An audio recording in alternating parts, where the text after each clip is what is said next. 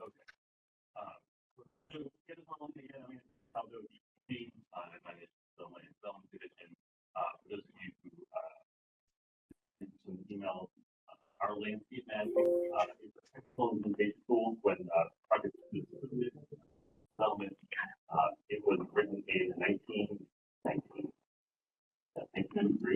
Yeah. 1993, small amendment in 1998, and then very minor three amendment in 2010. Aside from those minor pieces, it hasn't really been updated, despite all of the advances in technical requirements. So it is high time that we take a look at what we have, what we're missing, what we can do better, and to do all of that, DPD brought on consultant teams and resources. Kevin, Emily, lead us through the focus group today. You are our very first focus group. Congrats. We are working on. It sounds like somebody's giving a presentation, but we barely can tell. You can see individuals. Then we have a special focus development and engineering community because the way they interact with the manual very sort of targeted. And then we have a broader public meeting with anyone who might. We're really struggling to hear what Anthony's saying. We heard Lisa very well, but we can't hear Anthony. Okay, bear with me.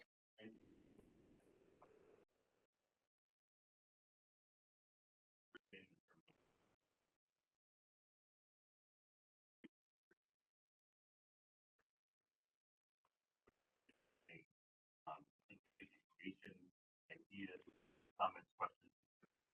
I think it's going to lead you to the exercise. I did send ahead of time the sort of topical items that we're looking to cover, or the team's looking to cover, and some specific questions, but certainly an open dialogue as things come up where you can please participate. If you are virtual, just again a highlight that you have to participate through the comments block. We have Jason from my team who's monitoring the comments themselves, so we'll have some real-time feedback. So if you're virtual to participate, please use the comments. After we follow up with our focus groups, the next step there will be the small team sort of getting all the information, working with planning staff on sort of high-level needs, what's important, how to begin moving forward in terms of drafting. We'll speed the drafting process. Drafts on our website.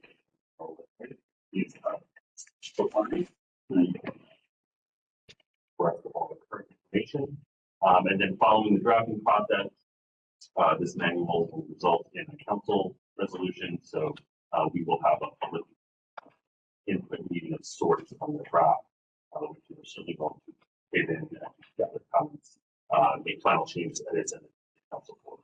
So that was very quick to try to buy some time back. With that, I'm going to take it over to, I guess, Kevin or Emily from Site Resources. And thank you very much for joining us in person and virtually. So take it away.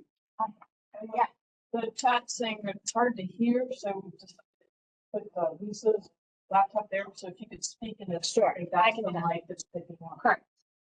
All right. So, and anyone who can't hear us virtually, let someone know in the chat box, and Donna will interject. Let me know that I need to speak up louder. Thanks for being here. I'm Emily Anderson with Site Resources. I'll let Kevin Riley, landscape architect and principal of Site Resources. 30th year. For a long time. Road Rubio and I'm a landscape architecture designer.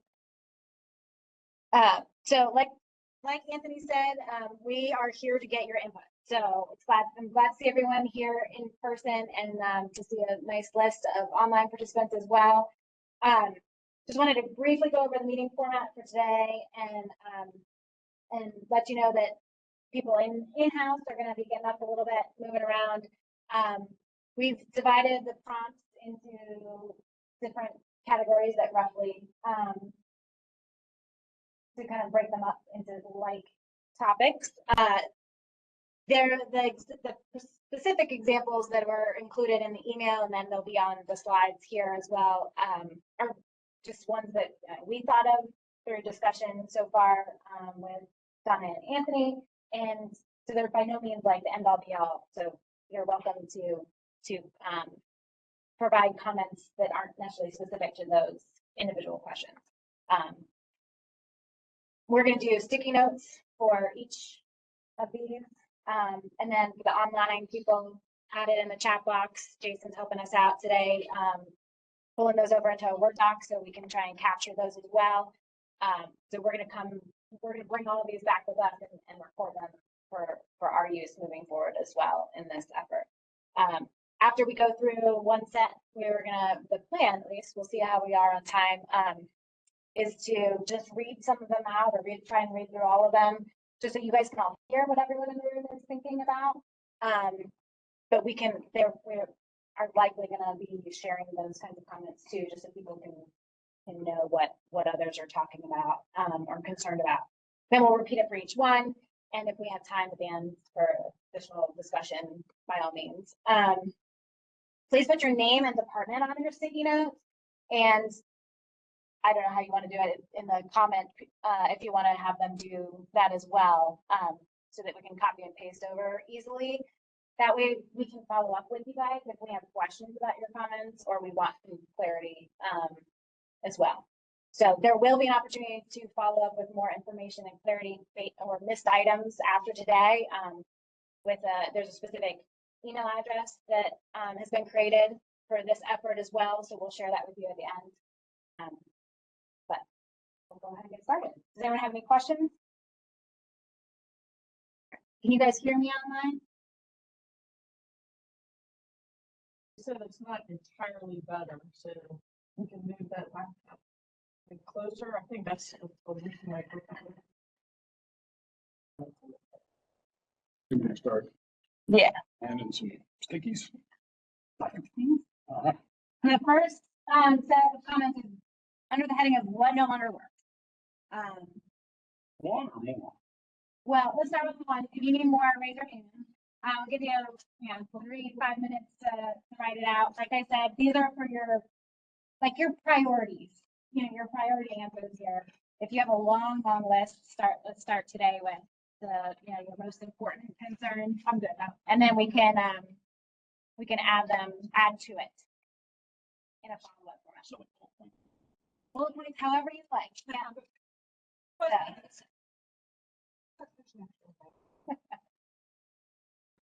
That's one. We have a few pens. I might not have one for everyone, but yes. Appreciate it. Thank you. Anyone else? We need things a lot of Oh, no, can you just copy and paste? And then how much we can have you guys do that? Anyone else need a pen?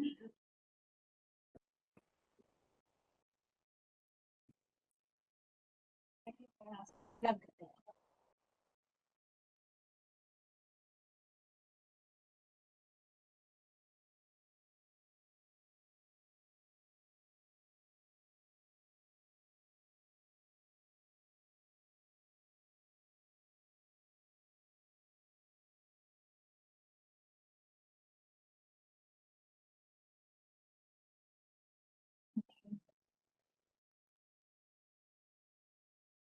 Be helpful if we read through some of these while you guys are thinking, or some of you are frantically writing.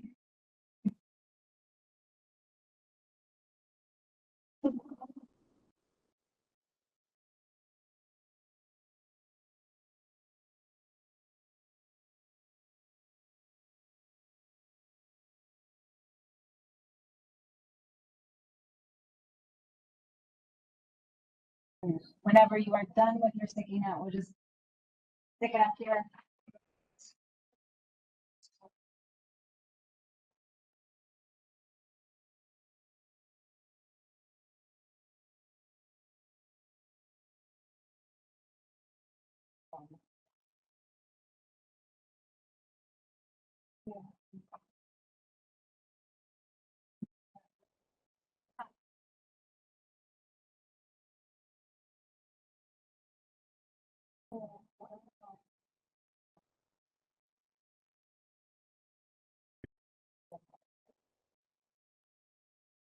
well.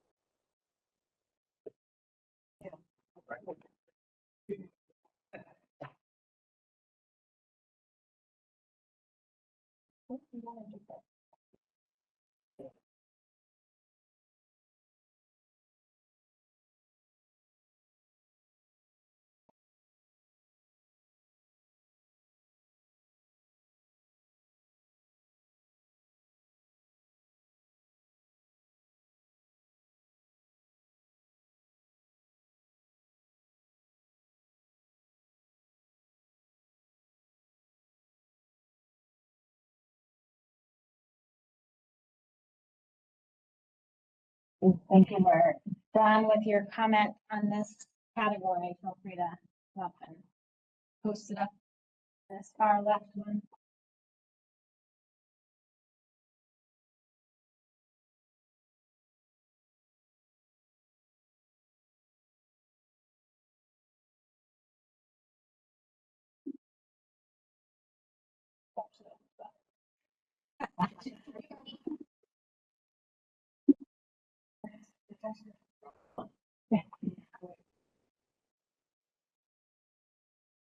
I had. Go. If you could remember to, before you put it up here, get your name on there too, so we know how to reach out.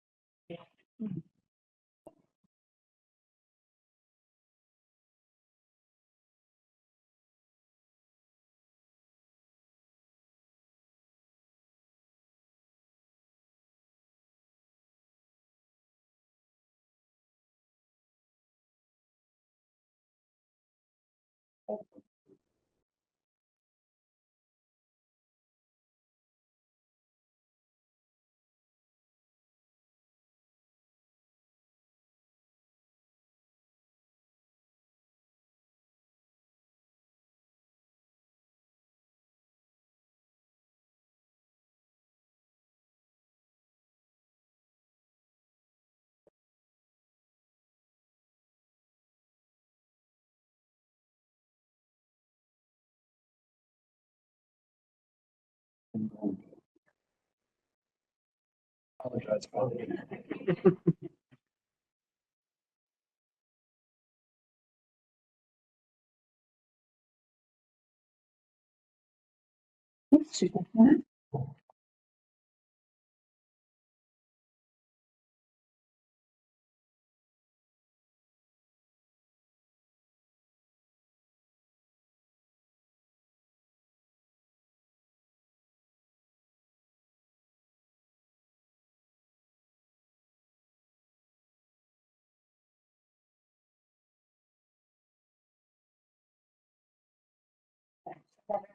One more minute, wrap up your last thought. As long as you got the most important ones on your mind today, we'll start with those.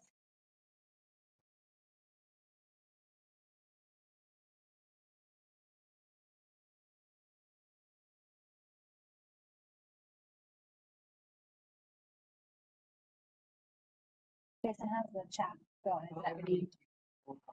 Are they still seeing coming in or are they sold out?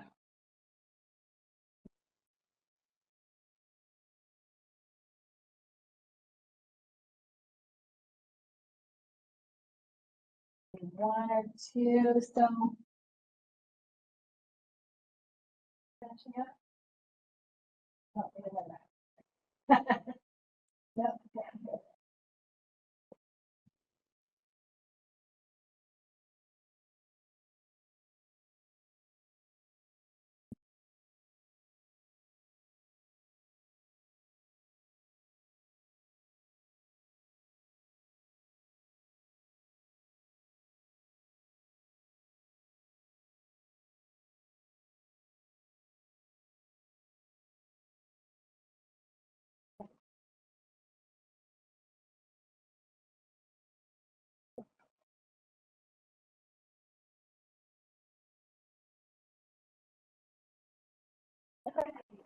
Yeah, no, it's good.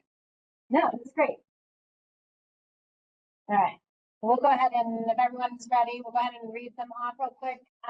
Apologize if I mispronounce something or can't figure out a word. So if I stop on something and you're calling out. Okay.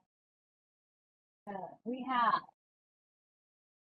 prescriptive rather, I'm going to face this way for the microphone. Prescriptive rather than result-based. Something that, so this is what no longer works under that greater heading. It does not encourage site-specific solutions, does not encourage creativity or innovation, encourages designing to a formula. Plan review needs to be by landscape architects. Street tree plantings for townhouse developments with front load garages and utilities, maybe is a missing condition or is not working anymore. Amount of plantings for apartment and townhouse redevelopment site, perimeter, internal, and forest conservation requirements. Ensuring a diversity of plant, sorry, no, too short. Ensuring a diversity of plant forms that work in different contexts. Current list / buffer types means that all of our development is same, which equals more susceptible to blight issues and does not contribute to a diversity of unique character species. Also feel like landscape manual does not adequately address spacing plants too close to each other or infrastructure gets cut down in a few years. Yeah. Older cultivar.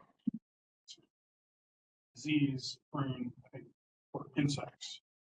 Spacing of material, need to focus on bringing pollinators into the natural area. Parking lot trees are not the best they can be. Trees are often on islands where they struggle to survive. People walk on them for different islands. Roots compacted. Any new requirements / designs we can embrace. Conflicts with other structures such as utilities, solar canopies, and parking lots. One, need more details in guideline format for landscape design and construction. Any recommendations on low maintenance tree species? Developers actually installing trees. Are they not installing them? Is that the comment there? Like, are they not installing them or not installing them correctly? Actual tree that is shown on the plan is generally not what they want. Yeah, Okay. that's never happened in our experience. Street trees and water and sewer lines. Trees under utilities right away. It sounds like all the conflicts. This, they would put it over there. Landscaping for SFA developments, assuming that's single family attached. The requirements require too many trees for these development, or that's okay. Perimeter requirements, internal requirements. Street trees along narrow private roads within dense developments are or could be a challenge for some developments. Small subdivisions that are constrained by space that require perimeter landscaping that may occupy rear yard space. This is a result of zoning lot size requirements.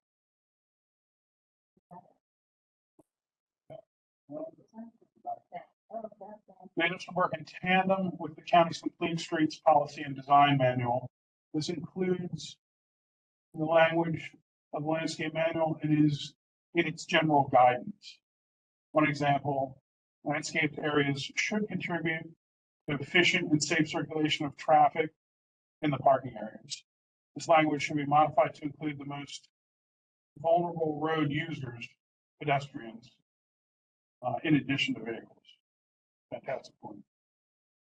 How many do we have online that we want to read through? Are they Yeah, readable?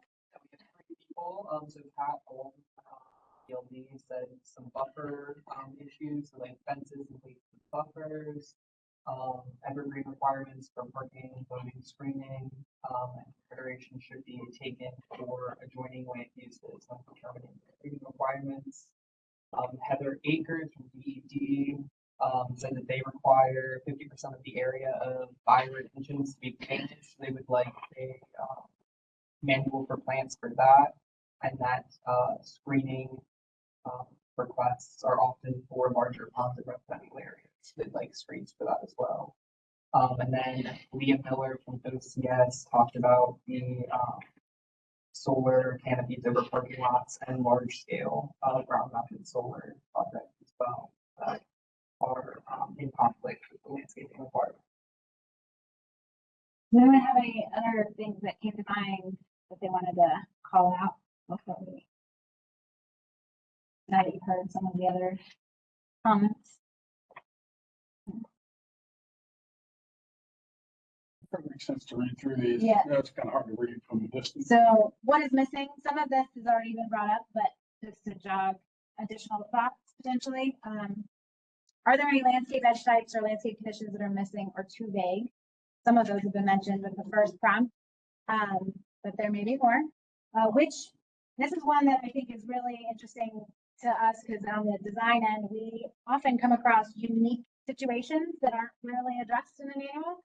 And having guidance on that, or a process might be nice, to how to handle unique situations. So which unique situations are you guys seeing that aren't addressed in the manual? What needs further explanation, or what are your recommendations for clarity? What additions to the manual will be helpful? Checklist, more other sketches and visual examples, bulleted lists versus paragraph form, that kind of thing. A specific question that we pose is, are there specific resources that you would like included in the manual? For example, links to specific native plant databases that you guys like and approve. Links to forms or processes for requesting approval for alternate solutions. There was some language in the manual about, there's opportunities for alternates. Is there specific processes or forms that are required for that? Maybe links on that, links to specific sets of guidelines that relate to landscape requirements and accounting, et cetera. So, or any other departmental overlap information that needs to be included in the new manual.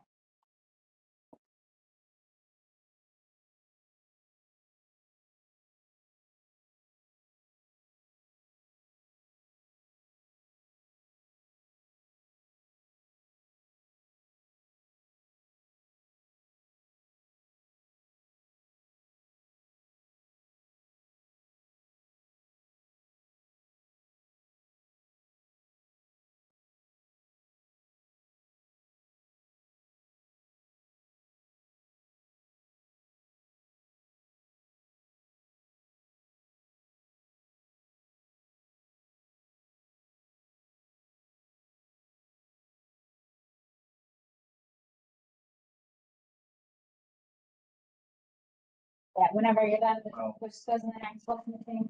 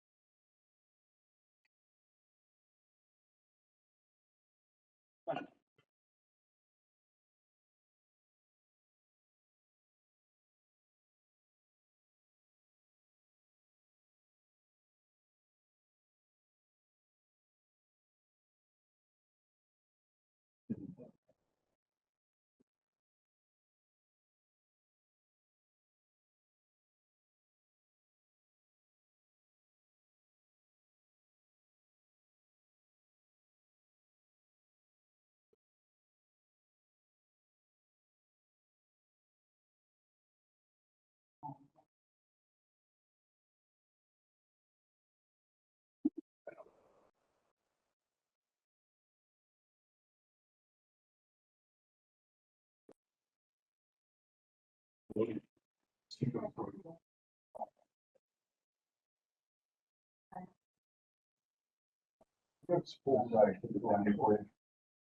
that'd be great. Thank you. Appreciate it.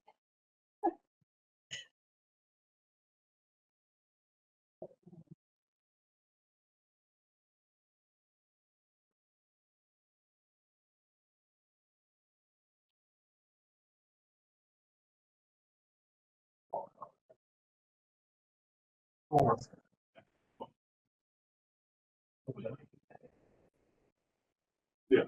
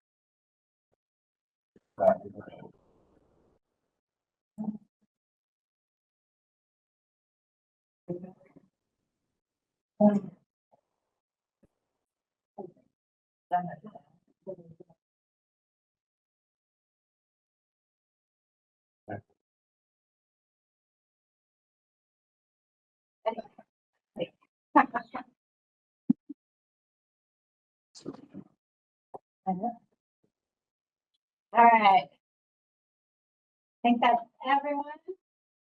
We'll read these, do another round of reading these out.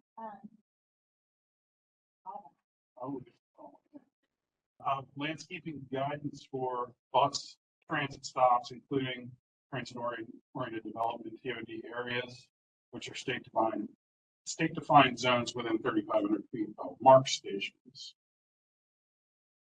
What is missing? Explanation of setup of tree easement and maintenance. Now this or how this manual works with the Reforestation Act. The question. A checklist should be helpful. Can we have a tree list brochure including full-grown size? Like how big they're gonna get. How to set up a forest bank. Perhaps examples of common best practices or solutions for sites with limited space. Resources that provide advice on or about the best tree or shrub species for certain conditions or locations on the site. Examples of how to better integrate landscaping with Clarity regarding fences and walls that can be credited to meet buffer requirements. How to integrate landscape manual goals with other design manuals such as Route 1 and Route 40 manuals. Design standards for redevelopment or infill development. any distinguished areas throughout the county for heat vulnerability or areas needing more planting than others? That was a question. Seeing the county in different sections than as a whole.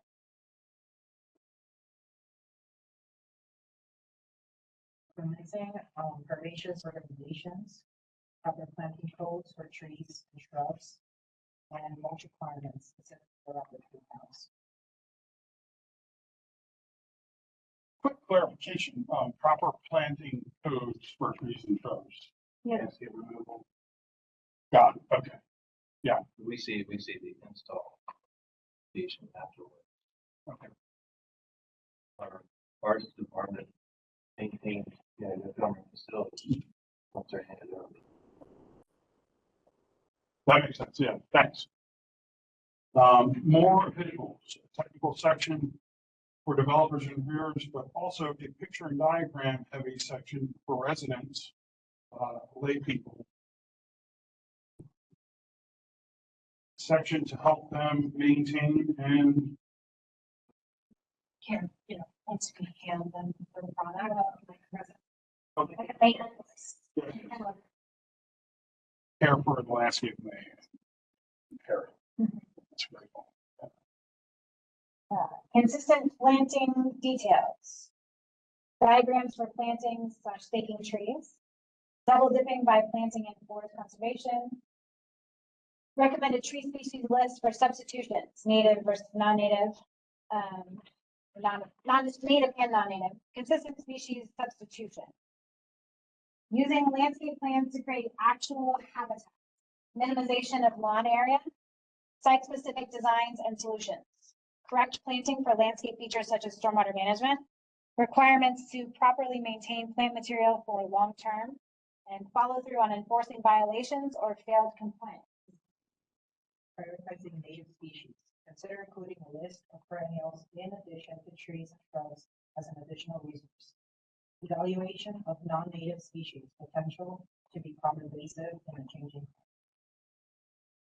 Planting for different wildlife habitats with maintenance and non-disturb requirements, allowing tree snag allowances, more protection for root zone of existing trees, so much of the specimen tree and forest champion requirements.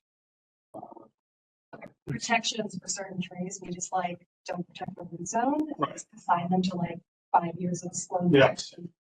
Rather than actually figuring out the species trees, ones that need and protect in that area, or saying, nope, you can't protect it, put it out.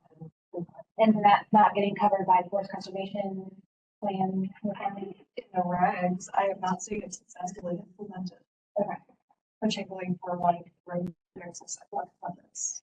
So on paper, we protect them. In reality, we just have a lot of trees dying. Okay. Everywhere. So I'm not. Like established existing tree. Yeah, like Yeah. we protect them. During construction. Yeah. What about the online comments? Do we have how many? Okay. She talked about pollinator habitats and meadows should have more emphasis and preference and to allow for pollinator habitats to be used in parking islands and median strips, in conjunction with stormwater management. All right, we'll head on to the next one. This one, some of you guys have already come up with. But what are the conflicts? So what are conflicts, if any, between requirements within the current manual?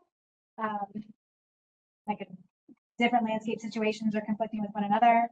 What are conflicts between the landscape manual requirements and other county departments? For example, stormwater management requirements for plantings versus what the landscape manual is saying, or DPW easement overlapping with landscape edges. You know, there are specific conflicts that are coming up in those situations. What about conflicts that may exist between the current manual requirements and the need to consider SEPTED or crime prevention through environmental design? Or we see the need for that. Some of our elementary school projects for screening where we don't want to screen where little kids aren't going to be visible, or there could be hiding spots or predators. So that was just a specific potential conflict that we wanted to pose, but I'm sure you guys have others in that as well.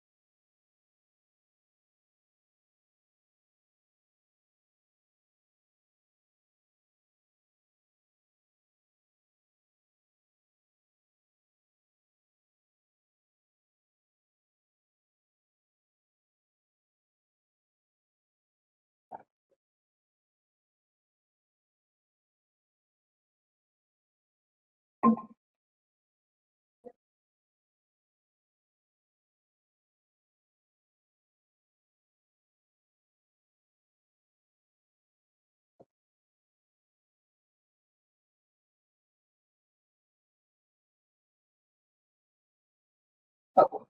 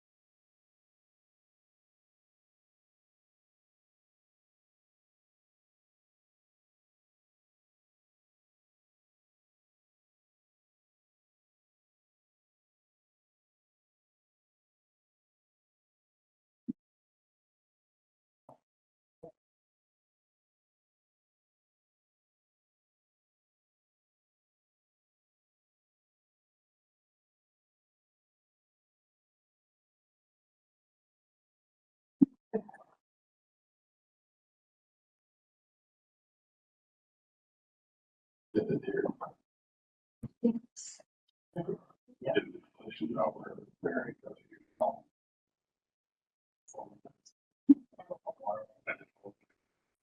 Deer just the next morning. Nothing but the deer is tagged. They take a stand. Anyway. They were going to find some like 5 3-gallon planks of one. I use deer. I mean, anything when it don't, you know.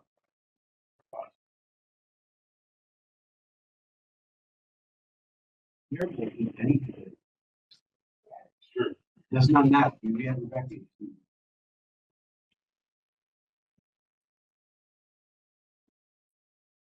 It's a new one. It's site. That deer has not seen that one. We're going to try to eat it.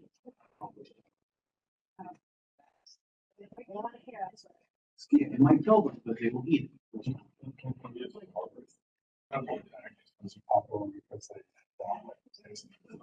I did a job that it's all it's off and left on the file next to me. All right. Well, it's the public needs committee. Start, reading. Conflicts.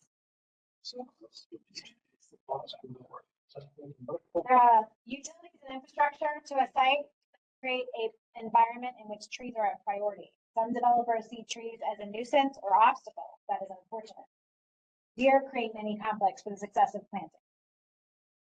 Plants versus parking lots versus solar canopy. Plant quantity formulas versus actual habitat creation. Plant spacing versus location and actual desired result. Utility placement / maintenance versus plant placement. Not reviewed by landscape architects or county staff, on county staff. One size fits all rather than regional or more refined location specific solution. Farm versus suburb versus wooded. sometimes there are unintended conflicts with forest conservation. Projects avoiding with different land uses or undergoing plan review currently. The landscaping, the air utilities, their vital infrastructure, and survivability of plant days post construction. Species management practices and reduction in pesticides. Direction on balancing these and making sure the landscape manual is in step with OCS and other sustainability practices. Public easement design and perimeter landscape requirements are a conflict.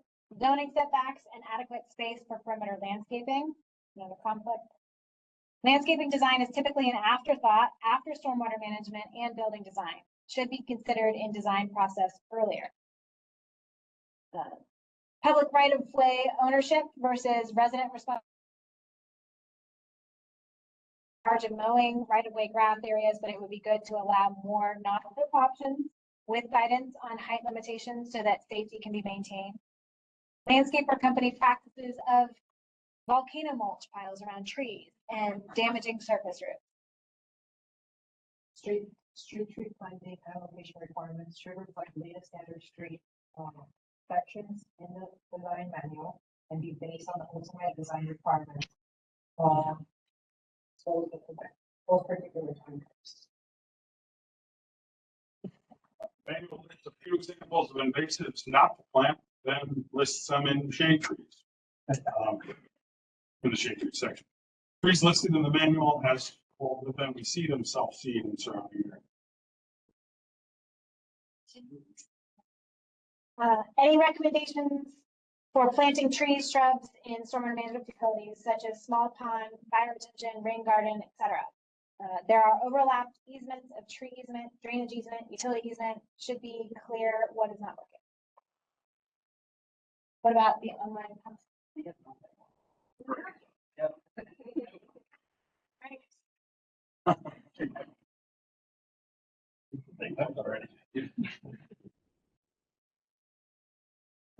To wrap up, any other concerns? So kind of like, what haven't we asked you guys about? What haven't we talked about? One that just kind of landed here for us, not knowing if there's any reviewers in the room, but what are frequently asked questions by designers, owners, developers? Like, what are you hearing that might be something that's missing? Like, you need to provide an answer for it because you hear it all the time. Or what issues or lessons are there? Lessons learned are there from the Rec and Parks inspection and the process? So, just, I mean, those are just two very, I'm gonna throw them out there because they didn't fit anywhere else necessarily, but. Yeah, So I don't know if Scott and Tom may be able to better talk about this, but like, there's no like enforcement section in our manual. And I know we have like a default process and stuff like that, but there's nothing that's like spells it out, right?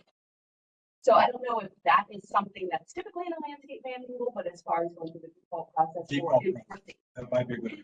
fees or something like that, that's listed in the manual so that people know, like, if they don't follow the, you know, the manual or the regulations, that there are consequences. And I don't think we have that written in there. No, I'd say, I mean, he tells me on the part, all the default landscaping is very common, right? Forest condoms are very hard, Yeah. they don't have it often. Yeah. Because there is that they have to, that's the same bottom that, but it's just a lot different where, how can you deal with those often? Yeah. Default landscaping, it's Great, and it's right, it's just like a little one sheeter that like they sign and say, oh, we're gonna do it. Here's your money, and then it's like, they don't do it. Well, they default, but you have to offer back to them. Yeah. And then someone take it to the landscaping, some of them don't. And then you have a problem with, like, when the default does happen, developers long gone. People have been living in the house for how many years, now we're showing up saying, hey, we're gonna plant trees in the front yard, and like, we don't want it. We have to find a new place for it, so it turns into this. Well, that's no big deal. Tell you parts to put them in and stuff. Yeah, we find homes for them, but it's more of, on the plan, it should be there, but then, once you're already living there. And I know that we did like the fee schedule and stuff like that, but looking at charities and stuff like that, I think it's drastically under. The default process sounds good. Yeah. Building on that, for the investment, it should be through the different stages. So who's responsible during construction inspection? Who's responsible during like the surety process? Who's responsible 10 years ago? After the home said, I filled in that pension fund and killed all the trees. What do you mean? Like, when they have to do it. So steps, because right now it's like code enforcement case comes in and I'm making it hard. Oh, who's doing it? What's that? Yeah. Why I put that comment in there, what was missing. There is nothing in there really for any sort of enforcement of any of it. I mean, you get a stormwater management facility, which is supposed to have plants in there to help filter out, particulate matters and stuff like that. You get a singular line across the at top of a berm that's not doing anything. And that's not even coming close to what the intent of that stormwater management facility is, let alone anything else. But they planted the number of plants that were required to plant. They did exactly the formula. So kind of on that thread of enforcement, the red line process. Very that's two ways that enforcement happens if someone thinks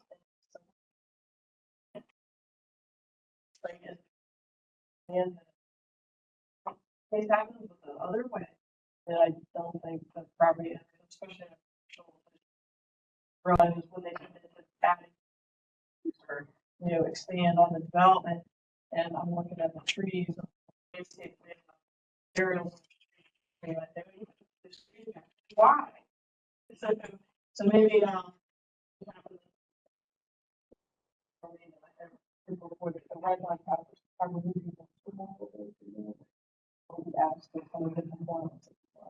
Based on that, also like accounting for the growth of trees, because then we go, I don't like this tree covering up my sign and my list for the roads. Every 5 years I go out, I cut down the tree that they do plant. And I'm like, all right, well, on the fifth time you do that, now you're putting a giant caliber tree that's going to cost you forever to make up for the time you lost not to the second tree and to do its job. Like, you got to kind of that factor time and the fact that we're planting trees for our kids, not for us. I've had a community come out to me, of course, I was looking at it, but they asked me, and there was the landscape trees along the road. But because it was an older site, they were basically touching each other. Like, we can take out every one of these. I'm like, what this is the thing. It's required to be there, but again, they're all growing into each other so much. So it's important. You got to think of long term or even stagger a little bit, just allow them to have that growth. So that's something to think about. So the signs and visibility, is there, I don't recall seeing anything in the manual, and I think someone brought it up here about like sight lines in terms of like where to locate trees or where to have like tree restriction areas because of sight lines. I mean, would that, something like that aid in this, like I'm cutting my tree down because it's blocking my sign, or is that like a sign on the building? I think it's a huge conflict between people who don't want to see the building, but those commercial uses meeting the visibility from market point of view, and a landscape manual or a sign code and a site plan review should actually find a balance between that. This is the point when cars coming down the road that they can see the sign. This is where you need to buffer, so you can kind of factor in these things together to find a balance between everyone's needs. Because right now we just say buffer, buffer, buffer, and then we'll just eventually come all down. And also, again, I think from the visibility of going into and out of spaces, turning out of the driveway, turning out of the parking lot, circulation within the parking lot, being able to see cars coming towards you and away from you. Most people don't understand how that works. Most people don't understand where your sight line is sitting in the car actually. You can able to see someone coming out of the space versus seeing someone to you. Is that just used for that particular situation? Is that just an issue with trees, or is it also, I would imagine, that drug materials? Shrubs and grass, yeah. grasses and vegetation. You have a sign that's out near the edge of the driveway or out there, the grasses. They're then 3 feet tall because they're ornamental grasses. You can't see beyond.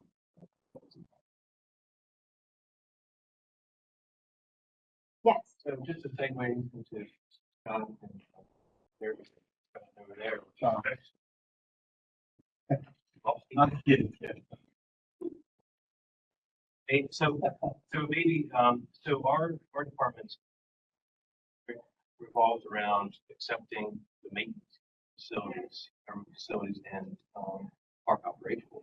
So inspections of these, we walk into them and say, how could this happen? Is there any way to do interagency code for? We don't inspect our forest conservation. Community. We don't expect the landscape. Yeah. We think, we are saying, we're busy, but we're saying we should because they just get handed to us and we walk into it and there's like, you get these trees that Sean would have failed, but for self-dedication, we just accepted it. Where we think, and I'm saying this forest, I'm like, where's this? I don't go out and do the inspection or landscape. We just don't, it just comes to us like, all right, here you go, it's ours. And then you're stuck with going in, cleaning them up, what was it, all the thistle that was part of the roof walls for Laura's place, remember that? Yeah. So and stuff like that, like, it was There's just, something. yep, like if it's not being done well, we accept it. So, I mean, that's maybe not the manual, but that's just us. So, But yeah, with regards to having an inspection process, signing off on the stages in this before, good inspector qualified, meet these, look at these requirements that are in contract and check off as they proceed on installation or the site development, whatever. We get, handed things. It's costly. I would put out there that the manual right now, as it's written, is based on making it as easy as possible for the reviewer to check boxes, ensure that something is done, rather than actually being able to ensure that the right thing is being done correctly. So it's really formulaic, and it's not actually going to create a landscape that's necessarily maintainable. It's creating something that matches a bunch of checkboxes. You have suggestions for how that might be done differently? One is having people ensuring that the plans are being reviewed by people with landscape architectural training and plant knowledge. That's the first thing. I mean, so it's not just having someone come in that is just a reviewer. You're not reviewing plans for, and everybody else who DPWs and all sorts of things that might have fit. You need to have knowledge of what you're actually looking at and understand what you're looking at and what implications it has down the road for installation and maintenance going forward. And I don't think that necessarily is accomplished by this manual. Reverse would be, right, have it designed by someone qualified with interpretation, private sector side. Mhm. Based on Absolutely. kind of staff. Yeah. Yeah. Which I know was mentioned before. And that was one of the questions when I was reading through it, is there's where that says that a landscape architect or a qualified, it says qualified, but like what makes the qualified person to even prepare a landscape plan? Yeah, I totally agree with that. The majority of the engineering firms that we serve do not have LAs at all, and they're reviewing their plan list. That shows. Yeah. What else? Anything else? Well, for construction plans, we typically will have similar like checklists for landscape design, like or the trees or block the signs or well the tree will go in proper skyline, something like that. I mean, you guys can do something like that. You go, Yeah, I one thing that, thank you for bringing that up. I have one thing for reading earlier. If you guys have suggestions for, for lack of a better word right now, checklists for things that you want either on the inspection side that someone might want to make sure that designers who are like setting up the plans initially are aware of, that would be helpful. Also, if there are things that you know that you want your reviewers looking at and considering, as it relates to design, like a little, like if you were to create a checklist for someone who, I know you're trying to get away from the checklist, yeah, but, with the, make sure that, like, consider the trees aren't blocking signage, or what about sight lines, like those little things to jog memories, even if it's not ever put into the manual, but if you wanted to share those kinds of things that you're like, I wish someone was looking for these kinds of things, send us an email about it. If there's, things are recurring, or after you leave this meeting and you're like, oh, this thing happened to me this week, we're going to be doing this information gathering for a little while. Got to work with Anthony and Donna on if there's a date in time that we want to say, like, make sure you get all of your comments to this email address by this date. We will share that with everyone. But after you leave here today, you don't have to stop commenting for right now, because we want to hear all your ideas, your concerns. And then it's in that, or we can follow up with an email maybe. That's what I didn't include in the prompts, is the email address. I don't know if I can see that. But it's landscapemanual@howardcountymd.gov. Jason and Donna will be managing the incoming emails and sharing them with us periodically in batches. I don't know how many coming in. So, did anyone else on the comment chat box have anything to add at this point? I just wanted to say, I'm from the Bureau of Engineering, and I'm here because I'm part of the design manual update review that we're doing. So there are elements of landscaping in our manuals as well. So we're hoping that the parts that will affect our design manuals are communicated to us, so our details can be updated as well. Because for the most part, DPZ does the landscape inspections.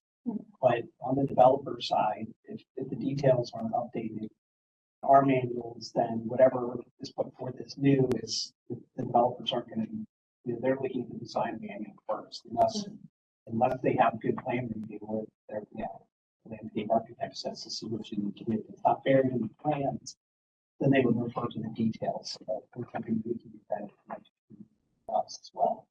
What is the timeline on your update as of now? We're The problem. we're receiving submissions right now, so we're a little ahead of you guys, but it's difficult to say the time. Yeah, It okay. feels like every day it gets better. But that's a good point. Thanks for that.